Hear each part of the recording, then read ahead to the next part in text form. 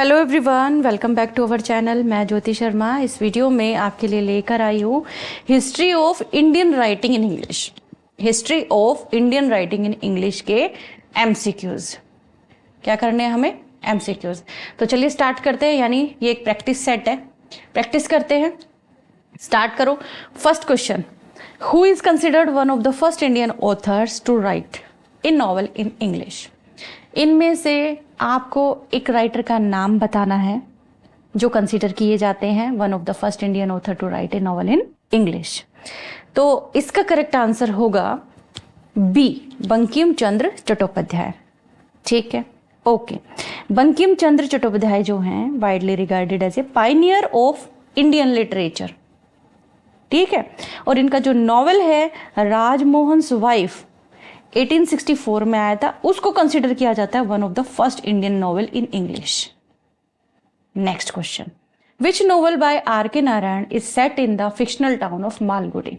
Are K Narayan का ऐसा work बताना है, ऐसा नॉवल बताना आपको जो मालगुडी में सेट है। मालगुडी टाउन है एक, उसमें सेट है। अब ये इसके बारे में आपको डिटेल में बताऊंगी। पहले आप इसका करेक्ट आंसर बताइए। आर के नारायण का ऐसा आपको एक नॉवेल बताना है मालगुडी में सेट है जो, तो वो है द गाइड। करेक्ट आंसर क्या है? The guide. Actually are K Narayan का जो द गाइड है 1958 का, ये एक ऐसा नॉवेल है जो सेट हुआ था एक fictional south Indian town Malgudi में। ठीक है, ये कहानी है राजू नाम के लड़के की, एक टूर गाइड है। ठीक है, आगे बढ़ते हैं। हर एक क्वेश्चन को ना एलोबरेट करते हुए चलेंगे, इसलिए कह रही हूँ पेशेंस के साथ ध्यान से वीडियो को सुनना, फास्ट फॉरवर्ड करके नहीं, आराम से सुनना। थोड़ा सा टाइम निकाल के, आपका आधा घंटा जरूर लगेगा, लेकिन क्वेश्चंस आपके प्रिपेयर हो जाएंगे। लगभग 80 क्वेश्चन का अपना ये पूरा वीडियो रहेगा। Question number 3, who wrote the famous novel midnight children? अब ये तो आपको पता होगा कि मिडनाइट चिल्ड्रन जो है वो किसने लिखा है, इसके बारे में भी कुछ बताने वाली हूं मैं। तो देखना, मिडनाइट चिल्ड्रन जो है ये लिखा है सलमान रश्दी ने। ठीक है, अब मिडनाइट चिल्ड्रन जो है ये 1981 का है। ठीक है, 1981 का है और बुकर प्राइज विनर ये वर्क है। बुकर प्राइज मिला था सलमान रश्दी को मिडनाइट चिल्ड्रन के लिए। ठीक है, और बाद में इसे कंसिडर किया गया था बुकर ऑफ बुकर्स के लिए। ये एक्चुअली नॉवल फॉलो करता है लाइफ को। एक सलीम सिनाई नाम का कोई है जो कि जिसकी लाइफ को एक तरह से ये बताता है ये नॉवल। नेक्स्ट क्वेश्चन पे बढ़ते हैं। Which poet is known for the collection Gitanjali? Gitanjali के लिए इनमें से कौन सा पोइट जाना जाता है जिसे नोबेल प्राइज भी मिला लिटरेचर में? तो वो कौन है? रविंद्रनाथ टैगोर हैं। रविंद्रनाथ टैगोर को गीतांजलि के लिए नोबेल प्राइज मिला था। रविंद्रनाथ की जो गीतांजलि है 1910 की है। कब की है? 1910 की, याद रखना। एक कलेक्शन ऑफ स्पिरिचुअल पोएम्स, इसमें कलेक्शन है स्पिरिचुअल पोएम्स के, और नोबेल प्राइज मिला था इनको 1913 में। ये भी याद रखिएगा, नोबेल प्राइज कब मिला था? 1913 में। आगे बढ़ते हैं। Which of the following is a famous work by Arundhati Roy? इनमें से कौन सा वर्क है जो अरुंधति रॉय का फेमस वर्क है? इनमें से कौन सा है? तो अरुंधति रॉय का जो फेमस वर्क है वो है the God of small things. Clear? God of small things जो है वो 1997 का वर्क है। ठीक है, ये एक तरह से डेब्यू है इनका। ये नॉवेल जो है उसे डेब्यू किया इन्होंने, winning the Booker Prize for its lyrical exploration of family, caste and love in Kerala. आगे चलते हैं। Who is the author of the novel a suitable boy? Suitable boy के ऑथर कौन है? शूटेबल बॉय के ऑथर हैं Vikram Seth. Correct answer is Vikram Seth. ठीक है, अब शूटेबल बॉय जो है विक्रम सेठ ने ये 1993 का वर्क है। शूटेबल बॉय 1993, याद रखने का। One of the longest novel ever published in a single volume in the English language. ये चीज भी जानने लायक है। Next, which novel by Mulk Raj Anand addresses the issue of the caste system? Mulk Raj आनंद का इनमें से कौन सा नॉवल है जो कास्ट सिस्टम के इशू को एड्रेस करता है? तो ऑप्शन को पढ़ते ही समझ में आ जाएगा। कुली के नाम से आपको कोई कास्ट सिस्टम का पता नहीं चलेगा, विलेज के नाम से नहीं पता चलेगा, two leaves and a bird के नाम से नहीं पता लग रहा। यहाँ जो 4 ऑप्शन है हमारे सामने, एक ये वर्ड है जो कास्ट सिस्टम को थोड़ा लिंक कर रहा है ना, तो इसका करेक्ट आंसर भी बी ही है, अनटचेबल। ठीक है, क्लियर। आगे बढ़ते हैं। नेक्स्ट क्वेश्चन है, which Indian poet is often called the Nightingale of India. बहुत इजी, बहुत ही इजी क्वेश्चन है। अभी थोड़े टाइम पहले ही अपने इस चैनल के ऊपर अपन नाइटिंगेल ऑफ इंडिया का एक वर्क डिस्कस किया था और क्वेश्चंस भी डिस्कस किए थे। तो इनका करेक्ट आंसर है सरोजनी नायडू। और सरोजनी नायडू को ये नाम किसने दिया? महात्मा गांधी ने। ये भी अपन को याद रखना है। ठीक है, नाइटिंगेल ऑफ इंडिया के नाम से जानी जाती हैं ये। और इनका पोइट्री कलेक्शन जो है ना, उसके बारे में बात करेंगे, आगे क्वेश्चंस आएंगे। Who wrote the novel the white tiger which won the Man Booker Prize. Man Booker Prize मिला है, तो किसने लिखा है the white tiger? White tiger लिखा है अरविंद अडिगा ने। Option A is correct. Aravind Adiga won the Man Booker prize in 2008। 2008 याद रखने की चीज है। व्हाइट टाइगर के लिए मिला था। एक बोल्ड और सैटिरिकल नॉवल है ये, that offers a critique of class struggle, corruption and social inequality in modern India. आगे बढ़ते हैं। Which of these works is a collection of short stories by Jhumpa Lahiri. Jhumpa Lahiri के वर्क्स जो हैं, इनमें से कौन से दो ऐसे हैं जो झुम्पा लहरी के वर्क्स, जो शॉर्ट स्टोरीज जो हैं, उनके कलेक्शन के अंदर है? तो इसमें बोथ ऑप्शन है ना, बी और सी जो हैं, दोनों ही करेक्ट हैं। तो करेक्ट आप निशान लगाएंगे डी पर, both B and C. Next, which novel by Raja Rao is considered a classic of Indian English literature. Raja Rao का नोवेल बताना है आपको जो कंसिडर किया जाता है classic of Indian English literature के रूप में। इसका करेक्ट आंसर है कांथापुरा। कौन सा है? कांथापुरा। कांथापुरा पब्लिश्ड 1938। कब? 1938। Actually, it is widely regarded as a classic of Indian English literature because of it beautifully capture the essence of Indian village life. ठीक है, आगे यानी करेक्ट आंसर क्या हो गया हमारा? बी। नोट कर लिया। Next, who is the author of the historical novel the shadow lines. Historical novel है ये द शैडो लाइन्स। इसके ऑथर कौन है? इसके ऑथर है अमिताव घोष। कौन है? Amitav Ghosh. Amitav Ghosh the shadow lines 1988 is a semi autobiographical novel. ये सेमी ऑटोबायोग्राफिकल नॉवल है 1988 time. Next, which poets work includes the collection the striders. Poet का वर्क बताना है यहाँ से, जो कलेक्शन द स्ट्राइडर्स जो है वो उनका है, तो आपको यहाँ से वो नेम बताना है। तो आंसर है ए के रामानुजन। ए के रामानुजन है इसके अंदर। ए के रामानुजन ने द स्ट्राइडर्स जो है ना, ये इनका कलेक्शन है इनकी पोएम्स का, रिफ्लेक्ट करता है उनकी deep engagement with both Indian और वेस्टर्न लिटरेरी ट्रेडिशन। यहाँ पे रामानुजन ने एक्सप्लोर करे हैं वैरायटी ऑफ थीम्स को, जैसे कि कल्चरल आइडेंटिटी को, फोकलोर जो होती है उनको, फैमिली की रिलेशनशिप को, पैसेज ऑफ टाइम को भी। ठीक है, आगे बढ़ते हैं। Which of the following is a work bye Khushwant Singh. Khushwant Singh का वर्क बताना है आपको, इनमें से कौन सा है? खुशवंत सिंह का वर्क है Delhi a novel, a company of women, train to Pakistan. यानी option D is correct, all of the above. ये सारे खुशवंत सिंह ने ही लिखे हैं। एक वर्सेटाइल इंडियन ऑथर थे ये अपनी नॉवल, शॉर्ट स्टोरी, एसेस के लिए जाने जाते थे। ट्रेन टू पाकिस्तान इन्होंने 1956 में लिखी है ना, पार्टीशन के ऊपर। आगे चले। Who wrote the novel fasting feasting. ये किसने लिखी है? Fasting feasting. ये फास्टिंग फीस्टिंग लिखी है अनीता देसाई ने। क्राई द पीकॉक भी लिखी है ना इन्होंने, हमने पढ़ी थी। तो अनीता देसाई ने क्या लिखी है? Fasting feasting. करेक्ट आंसर क्या हो गया? अनीता देसाई। अनीता देसाई की जो फास्टिंग फीस्टिंग है ये 1999 की है। ठीक है, यहाँ एक्सप्लोरेशन किया है इन्होंने एक इंडियन फैमिली की लाइफ वगैरह को। Which Indian English poet wrote night of the scorpion. बहुत ही प्यारा वर्क है और अपन ने पढ़ा है अपने इसी चैनल के ऊपर। नाइट ऑफ द स्कॉर्पियन किसने लिखा है? नाइट ऑफ द स्कॉर्पियन लिखा है निजिम मिजिकल ने। निजिम मिजिकल की नाइट ऑफ द स्कॉर्पियन जो है, एक्चुअली ये एक कहानी है। एक मदर को एक स्कॉर्पियन जो है वो डंक मार देता है, उसके ऊपर मतलब एक तरह से लिखी हुई है ये पूरी नाइट ऑफ द स्कॉर्पियन। तो बहुत अच्छे से हमने यहाँ पे डिस्कस करी है और वीडियो अवेलेबल अपने इस चैनल पर, आप जरूर देखिएगा। नेक्स्ट क्वेश्चन है, which novel by Kiran Desai won the Man Booker prize in 2006? 2006 में किरण देसाई ने मैन बुकर प्राइज जीता है इस नॉवल के लिए। आपको इनमें से बताना है वो कौन सा नॉवल है। तो करेक्ट आंसर क्या होगा इसका? इसका करेक्ट आंसर है the inheritance of loss. The inheritance of loss, Kiran Desai का द इनहेरिटेंस ऑफ लॉस 2006। ये ईयर और याद कर लेना, 2006। ओके, आगे। Who is the author of the great Indian novel a satirical take on the Mahabharata? The great Indian novel किस writer का है? ये शशि थरूर का है। किसका है?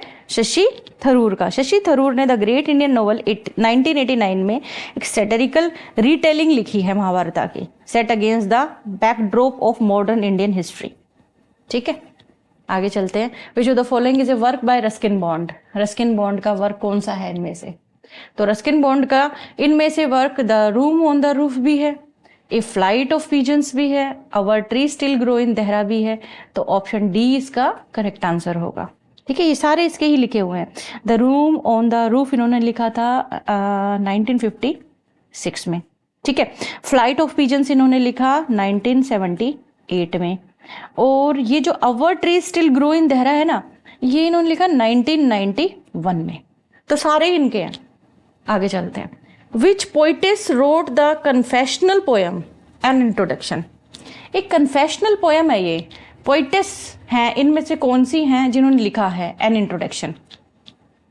ये लिखा है कमला दास ने। और कमला दास का जो इंट्रोडक्शन है ना, ये एक तरह से एक बोल्ड कन्फेशनल पोएम है, जिसके अंदर पोइटेस जो है वो अपने स्ट्रगल के बारे में, अपनी मतलब स्ट्रगल उन्होंने जो किया वो भी किन चीज़ों को लेकर, अपनी आइडेंटिटी को लेकर, सेक्सुअलिटी को लेकर, या ये कहिए कि सोशल जो लेडीज़ के लिए जो नॉर्म्स बने हुए हैं, जो एक्सपेक्टेशंस जो बनी हुई हैं, उन सब चीज़ों के ऊपर ये है। तो अच्छा है, किसने लिखा है an introduction? Kamala Das. A option is correct. Which novel by Chetan Bhagat? Chetan Bhagat का नॉवल बताना है आपको, जो कि पॉपुलर हुआ बॉलीवुड मूवी के रूप में। बॉलीवुड मूवी की कहानी मतलब 3 इडियट्स की कहानी जो है ना, वो चेतन भगत के इसी नॉवल से उठाई हुई है। तो आपको बताना है इन 4 में से एक करेक्ट आंसर है। अगर आपने 3 इडियट्स वैसे आपने देखी होगी, तो ये उठाई कहाँ से? ये स्टोरी उठाई है 5 पॉइंट समवन से। चेतन भगत का 5 पॉइंट समवन है 2004 का, 2004 का, फॉलो करता है 3 IIT स्टूडेंट्स की कहानी है, और ये आपको 3 इडियट्स में देखने को मिल सकती है, बॉलीवुड मूवी अपनी। Next, who wrote the novel such a long journey short listed for the Booker prize? Novel such a long journey ये शॉर्ट लिस्ट हुई थी बुकर प्राइज के लिए, तो किसने लिखी है ये लिखी है रोहिंटन मिस्त्री ने। Next question is which poet is known for the collection Jejuri A sequence of poems about A pilgrimage? एक सीक्वेंस ऑफ पोएम्स है, कलेक्शन जेजुरी के अंदर आती है। ये जो एक तरह से ये जो जेजुरी है ना, कलेक्शन का नेम है, ये कौन से पोइट का है? इनका अपन ने वर्क भी पढ़ा हुआ है। इनमें से कौन सा है जो जेजुरी पे लिखा है जिन्होंने? तो करेक्ट आंसर क्या हो गया हमारा? अरुण कोलाहटकर। इनको हमने अपने इस अपना जो ये चैनल है ना, इसके अंदर हमने इसका वर्क जो है डिस्कस किया है। Next, which of these is a novel bye Shashi Deshpande exploring feminist theme? Shashi Deshpande का आपको इसमें से नॉवल बताना है जिसके अंदर उन्होंने फेमिनिस्ट थीम को एक्सप्लोर किया है। Question number 24। तो द लॉन्ग साइलेंस है, इसके अंदर भी इन्होंने फेमिनिस्ट थीम को ही एक्सप्लोर किया है। द बाइंडिंग वाइन है, इसमें भी सेम है, और मैटर ऑफ टाइम में भी सेम है। तो करेक्ट आंसर इसका है ऑल ऑफ द अबव, यानी डी। शशि देशपांडे के जो नॉवल है ना, ये वुमन के इनर जो लाइफ होती है उसी से रिलेटेड है सारे। जैसे लॉन्ग साइलेंस है ना, लॉन्ग साइलेंस है 1988 का, ओके। और ये बाइंडिंग वाइन है, ये 1993 का है। ठीक है, ये जो इन्होंने लिखा है नेक्स्ट जो मैटर ऑफ टाइम है, ये लगभग 1996 का है। तो ये सारे इन्होंने ही लिखे हैं। इन सब के अंदर इन्होंने फेमिनिस्ट टेक्स्ट डाला है। ठीक है, आगे बढ़ते हैं। Who is the author of the novel sacred games? Sacred games के ऑथर आपको बताने हैं। नेटफ्लिक्स के ऊपर एक सीरीज भी है इसके ऊपर। तो ये किसने लिखा है सेक्रेड गेम्स? ये लिखा है विक्रम चंद्र, यानी ए option is correct. Next, Which work by Rabindranath Tagore is a novel originally written in Bengali but widely read in English translation? ये रविंद्रनाथ टैगोर का नॉवेल है, ओरिजिनली बंगाली में लिखा है, लेकिन वाइडली इंग्लिश के ट्रांसलेशन के साथ ही पढ़ा जाता है। जब इसको इंग्लिश में ट्रांसलेट कर दिया गया ना, उसको ज़्यादा पढ़ा गया है। तो इसका करेक्ट आंसर सारे ही हैं भाई, ये सारे रविंद्रनाथ टैगोर के नॉवेल है जिनको ट्रांसलेट किया गया बाद में। वैसे बंगाली में लिखे गए थे, लेकिन ट्रांसलेट जब ये हुए तो खूब पढ़े गए हैं ये। Which Indian English poet wrote the golden gate? The golden gate एक नॉवल है, वर्ड्स के अंदर लिखा हुआ द गोल्डन गेट। तो किसने लिखा है the golden gate? Golden gate लिखा है विक्रम सेठ ने। नेक्स्ट है, who wrote the novel the palace of illusions? The palace of illusions ये किसने लिखा है? ये लिखा है चित्रा बनर्जी ने। किसने लिखा है? चित्रा बनर्जी ने। Which novel by Upamanyu Chatterjee humorously depict the life of an Indian civil servant? एक इंडियन सिविल सर्वेंट की लाइफ को डिपिक्ट किया है। नॉवेल का नाम बताना है आपको। नॉवेल कौन सा है? इंग्लिश अगस्त। आंसर क्या हुआ? English August. Who is known for the poem the lotus? Was one of the earliest Indian women poets in English. तो लोटस किसने लिखी है? तोरू दत्त ने लिखी है, और हमने पढ़ी भी है अपने इसी चैनल पर। आपने नहीं देखी है तो वॉच कर लो video. Which novel by Anita Nair explores the lives of women in Kerala household? Kerala household के अंदर औरतों की जो स्थिति है उसके ऊपर लिखी है अनीता नैयर ने। तो कौन सी लिखी है भाई? दोनों लिखी हैं, both A and B, ladies coupe B और मिस्ट्रेस बी, दोनों लिखी हैं। तो हमारा करेक्ट आंसर क्या होगा? डी होगा। Who wrote the novel the hungry tide? The hungry tide novel किसने लिखा है? जो कि सुंदरबन में सेट रहा है, सेट जो इसका सुंदरबन बना, तो वो लिखा है किसने? अमिताभ घोष ने। ठीक है, question number 32, the hungry tide. ये हंग्री टाइड है 2004 का, 2004 का, ये भी नोट कर लेना। Which poets work include the collection relations and is known for translating Tamil poetry into English? Relations ये है ए के रामानुजन का। ए के रामानुजन का, एक्चुअली ए के रामानुजन का जो रिलेशन है ना 1971 का है। ये ब्लेंड्स है एक तरह से personal and cultural reflection while is translation of Tamil classic like. ये आप बता सकते हो तमिल पोइट्री है इनटू इंग्लिश, उसका translation. Which of these is a work by Nayantara Sahgal? Nayantara Sahgal का कौन सा है वर्क? तीनों हैं, रिच लाइक अस भी, मिस्टेकन आइडेंटिटी भी, प्लान्स फॉर डिपार्चर भी। तो ऑल ऑफ द अबव इसका करेक्ट आंसर है। तो देखिए ये जो है रिच लाइक अस, ये है 1985 का, नोट कर लेना 1985 का। और ये है मिस्टेकन आइडेंटिटी जो है 1988 का है इनका। नेट वगैरह की तैयारी अगर आप कर रहे हैं ना, तो ये जो ईयर है ये भी आपको याद होने चाहिए। प्लान्स फॉर डिपार्चर ये है वापस 1985 का ही, यानी ये दोनों 1985 के 1988 का है। Who wrote the novel the immortals? इसमें हिस्ट्री और माइथोलॉजी को ब्लेंड किया गया है। तो ये नॉवेल किसने लिखा है? हिस्ट्री और माइथोलॉजी को ब्लेंड करके किसने लिखा है इसको? इसको लिखा है अमीश त्रिपाठी ने। किसने लिखा है? अमीश त्रिपाठी ने। ठीक है, तो लगभग ये तो अभी 2010 का ही है। Which poet wrote a rain of rites and is known for his vivid imagery of Odisha?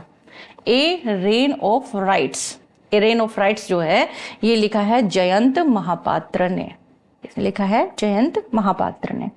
1976 का है। Is a collection of poem actually known for their vivid imagery and deep engagement with the landscapes culture, इन सब चीजों पे है। Which novel by Manohar Malgonkar is set during the partition of India? इसमें से novel बताना है आपको जो पार्टीशन ऑफ इंडिया के ऊपर सेट है। तो a bend in the Ganges, the princes, the devil's wind, कौन सा करेक्ट आंसर है? तो ऐसा मत सोचना कि जहां भी option all of the above आ गया वही करेक्ट हो सकता है, नहीं, यहाँ पे करेक्ट आंसर है आपका ए बैंड इन द गंगेज। तो कई बार ऐसा हो जाता है क्या, माइंड के अंदर ना कंसेप्शन बना होता है कि जहां option all of the above होगा ना उसी को करके आएंगे हम। ऐसे भी आ जाते हैं कई बार, ऑल ऑफ द अबव भी दिया होता है लेकिन करेक्ट आंसर 3 में से 1 होता है ऊपर के। नेक्स्ट है who is the author of the blue umbrella? The blue umbrella एक पॉपुलर चिल्ड्रन स्टोरी है। किसने लिखी है ब्लू अम्ब्रेला? ब्लू अम्ब्रेला लिखी है बच्चों के लिए तो ना ज्यादातर कहानियां रस्किन बॉन्ड की दिखेंगी आपको, तो Ruskin bond. Which work bye which work by Kamla Markandeya explores the impact of industrialization on rural India? ये वर्क कमला मार्कंडेय का है जिसमें इंडस्ट्रियलाइजेशन ऑन रूरल इंडिया का इम्पैक्ट जो है दिखाई देता है। तो ये वर्क कौन सा है? ये वर्क, अब यहाँ भी option all of the above है ना, लेकिन अपन को फिर भी देखने हैं सारे, ऐसा नहीं ऑल ऑफ द अबव को टिक कर दो। इसके अंदर देखो, nectar in a sieve, a handful of rice, the coffer dams, industrialisation on rural India. तो भाई तीनों ही है, यानी ऑल ऑफ द अबव जो है ये हमारा करेक्ट आंसर है। ठीक है, इनका ईयर वगैरह भी बता देती हूँ आपको साथ के साथ ही, है ना, नोट कर लो। 1954 का है नेक्टर इन ए सीव। ठीक है, हैंडफुल राइस जो है ये रहेगा आपका 1966 का, और जो कॉफी डैम है ये 1969 का है। फर्दर आप कॉम्पिटिटिव एग्जाम्स की और भी तैयारियां करेंगे, कर भी रहे हैं, और नहीं भी कर रहे हैं तो भी अपनी नॉलेज को एनहांस करने के लिए ये चीजें जरूरी है, नोट कर लेना ना।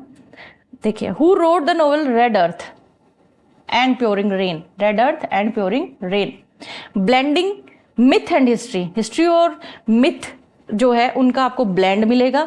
किसने लिखा है? Red earth and pouring rain, ये लिखा है विक्रम चंद्र ने। किसने लिखा है? विक्रम चंद्र ने।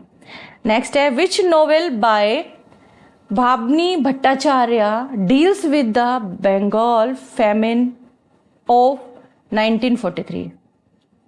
ये किसका है?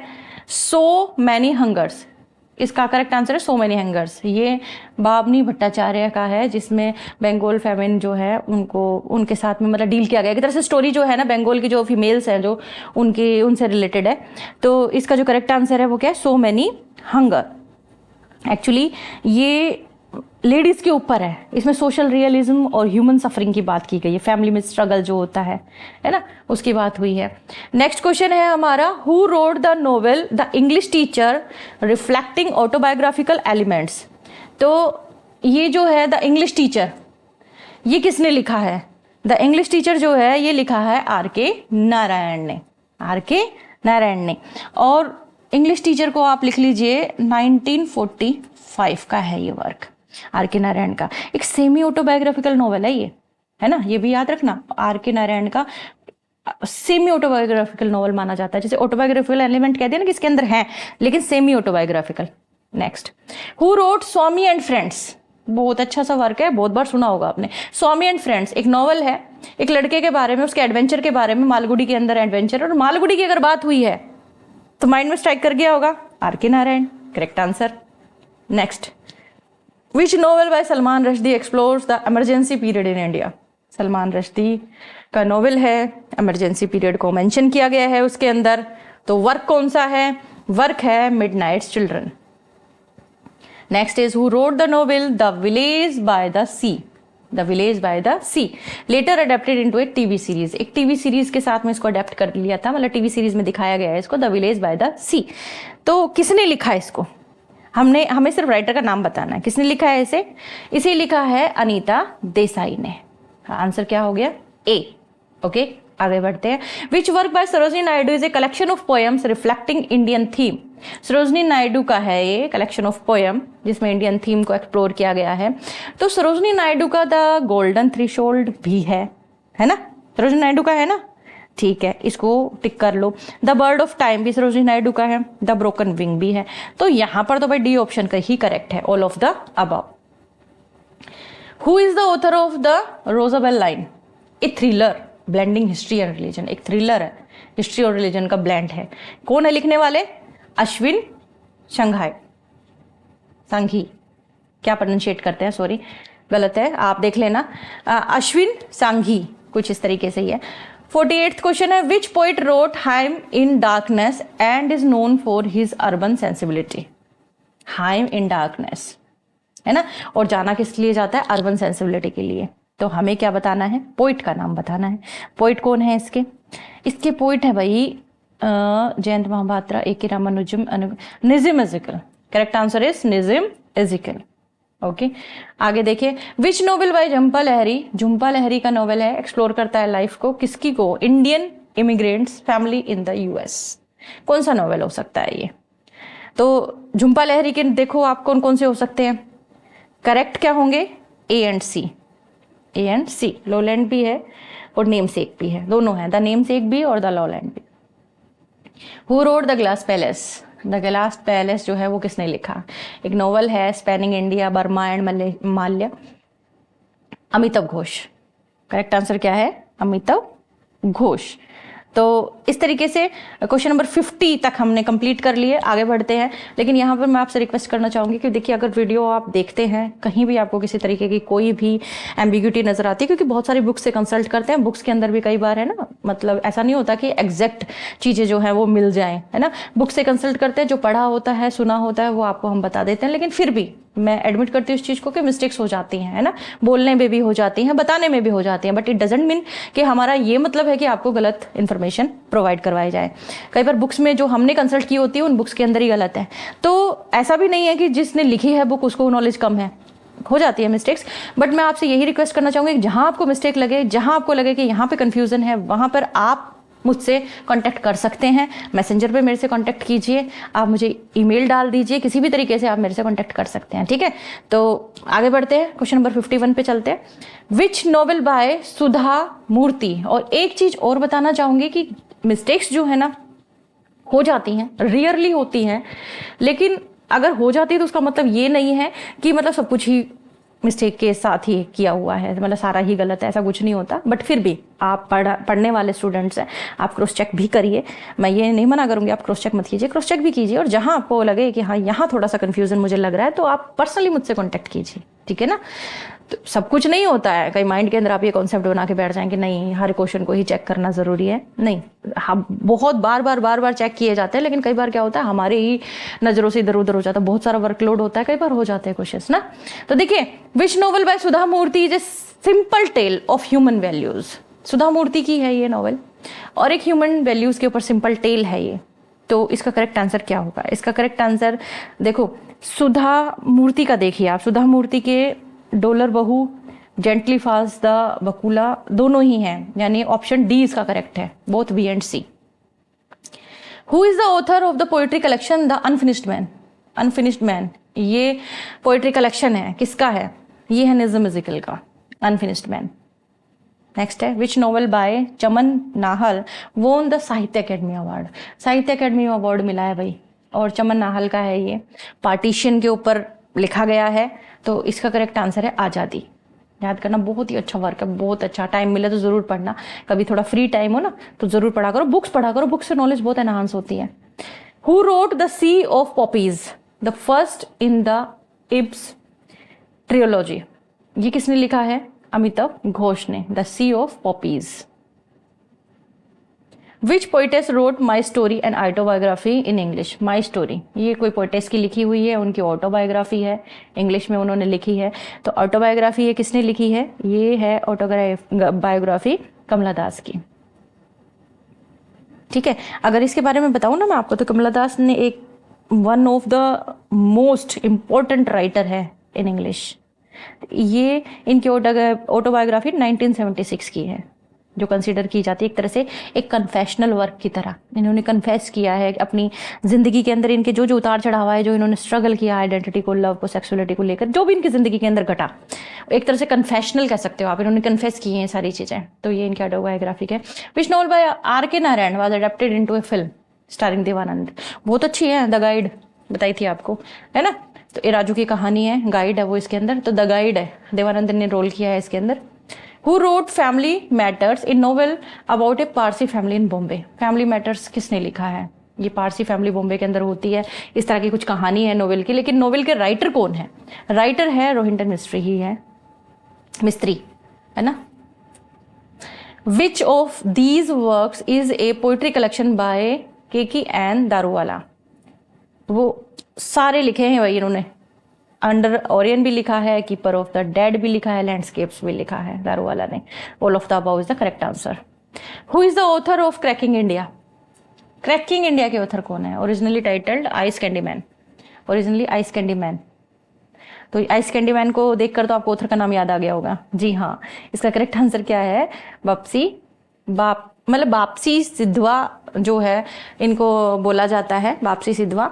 और कई जगह प्रोनाउंसिएशन अगर आप देखेंगे, गूगल वगैरह पे देखेंगे, तो बैप्सी सिद्धवा भी बोल देते हैं, लेकिन बापसी सिद्धवा है नाम इनका। Which novel by Aravind Adiga critic the Indian education system. Aravind Adiga का नॉवल है, और उस नॉवल के अंदर educational system, Indian educational system, specially Indian educational system के बारे में बताया गया है, लिखा गया है। तो उसका करेक्ट आंसर है सिलेक्शन डे। ठीक है, करेक्ट आंसर क्या हो गया? Selection day. अगर इसके बारे में मैं अगर आपको एक्सप्लोर करूं तो अरविंद अडिगा का जो सिलेक्शन डे है ना 2016 का है, 2016, नोट कर लेना। एक नॉवल है that critic the Indian educational system specially in terms of its pressure on children. बच्चों के ऊपर जो प्रेशर होता है ना to succeed and the social obsession with competitive exam. तो मौका मिले तो देखना, आपके हमारे जैसे लोगों के लिए ये लगभग विच नॉवल बाय मुल्कराज आनंद। मुल्कराज आनंद का नॉवल है जिसके अंदर स्ट्रगल बताया गया है लेबरर्स का कॉलोनियल इंडिया में। तो कौन सा वर्क है इनमें से? इनमें से है both A and B. Coolie भी उनका है, two leaves and a bird भी उनका ही है। तो करेक्ट आंसर होगा डी, ये नहीं है old woman and the cow. तो आंसर क्या होगा? A and B. Who wrote the novel the romantics? The romantics किसने लिखा है जिसमें लव और आइडेंटिटी को एक्सप्लोर किया है? एक्सप्लोर किया love and identity in India. The romantics Pankaj Mishra ने। Correct answer is Pankaj Mishra. Next question है which novel by Salman Rushdie blends mythology with modern India? Salman Rushdie का वर्क है जिसके अंदर आपको मिक्सचर मिलेगा माइथोलॉजी का और मॉडर्न इंडिया का। तो इनमें से एक है। करेक्ट आंसर क्या होगा? करेक्ट आंसर है the ground beneath her feet. The ground beneath her feet. Option C is correct. Which novel by Raja Rao explores the philosophical conflict between east and west? Raja Rao का वर्क है, यानी राजा राव का नॉवेल है, east और waste के conflict को बताता है। तो कौन सा है? The serpent and the rope. तो answer A is correct. Who is the author of the mistress of spices? The mistress of spices का ऑथर कौन है? मिस्ट्रेस ऑफ स्पाइसेस का ऑथर है कौन? चित्रा बैनर्जी। कौन है? चित्रा बैनर्जी। इसके अंदर आपको ना मिक्सचर मिलेगा, ब्लेंड मिलेगा मैजिक का और रियलिज्म का। विच work bye Ruskin bond is a memoir of his childhood in India? उनकी यादें भरी पड़ी हैं चाइल्डहुड की इंडिया के अंदर। ऐसा कौन सा वर्क है? ये वर्क किसका है? रस्किन बॉन्ड का। तो कौन सा है? ये है scenes from a writer's life. Option B is correct, scenes from a writer's life. Next, who wrote the illicit happiness of other people? A novel set in Madras. Madras के अंदर सेट है और ये वर्क है, किसने लिखा है? ये लिखा है मनु जोसेफ ने। मनु जोसेफ ने। ठीक है, आगे बढ़ते हैं। Which poet's collection the exact name reflects post independence Indian life? The exact name किसने लिखा है? कौन पोइट है? पोइट है निज़्म इज़िकल। एग्जैक्ट नेम के निज़्म इज़िकल हैं। ठीक है, और 1965 ईयर है। ठीक है, आगे। Which novel by Anita Desai was short listed for the Booker prize? Booker prize के लिए शॉर्ट लिस्ट हुआ कौन सा वर्क है अनीता देसाई का? अनीता देसाई के लगभग ये जो 3 दिए हैं ना, ये तीनों के तीनों ही सेलेक्ट हुए थे बुकर प्राइज के लिए। फास्टिंग फीस्टिंग भी, क्लियर लाइट ऑफ डे भी और इन कस्टडी भी, तीनों को बुकर प्राइज के लिए शॉर्ट लिस्ट किया गया था। Who wrote the Shiva trilogy beginning with the immortals of Meluha? The Shiva trilogy किसने लिखी है? द शिवा ट्रियोलॉजी लिखी है अमीश त्रिपाठी ने। Option A is correct. Who is the author of the lives of others? एक नॉवल है स्पेनिंग जनरेशन इन कोलकाता के ऊपर, और ऑथर कौन है इसके? जी हाँ, ऑथर है Neel Mukherjee. Option A is correct, Neel Mukherjee. Who is the author of the poetry collection summer in Calcutta? Summer in Calcutta एक कलेक्शन पोइट्री का, ऑथर कौन है इनकी? ऑथर है Kamala Das. Summer in Calcutta. Which novel by Kiran Desai? Kiran Desai का नॉवल है, सैटारिकल है, स्मॉल टाउन इंडिया के ऊपर लिखा हुआ है। कौन सा नॉवल है? बहुत अच्छा सा नाम है, हल्ला बोलो in the guava orchard. Hula बोलो, हल्ला बोलो भी बोल देते हैं इसको, हुला बालो भी बोल देते हैं, तो प्रोनाउंसिएशन के ऊपर ध्यान मत देना। Guava orchard, in the guava orchard जो है it is the correct answer. Who wrote the Krishna की? द कृष्णा की लिखा है, एक माइथोलॉजिकल थ्रिलर है ये। किसने लिखा है कृष्णा की? सॉरी, कृष्णा की लिखा है अश्विन शांघाई ने। अश्विन शांघाई ने।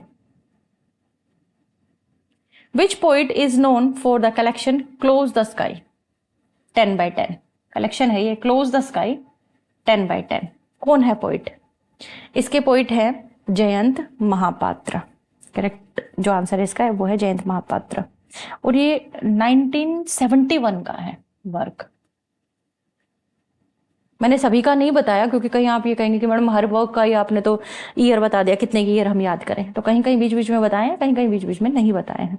विच work by Sarojini Naidu includes the poem the palanquin bearers? Sarojini Naidu का है ये, तो आपको बताना है किसके अंदर इंक्लूड है इनमें, ये जो इनका कलेक्शन है ये इसमें से कौन से में है? द गोल्डन थ्रेशोल्ड के अंदर है, द गोल्डन थ्रेशोल्ड में। Who wrote the Trotternama, a satirical chronicle of an Indo Anglian family? एक एंग्लो इंडियन फैमिली का एक सैटिरिकल क्रॉनिकल है, किसने लिखा है द ट्रोटरनामा?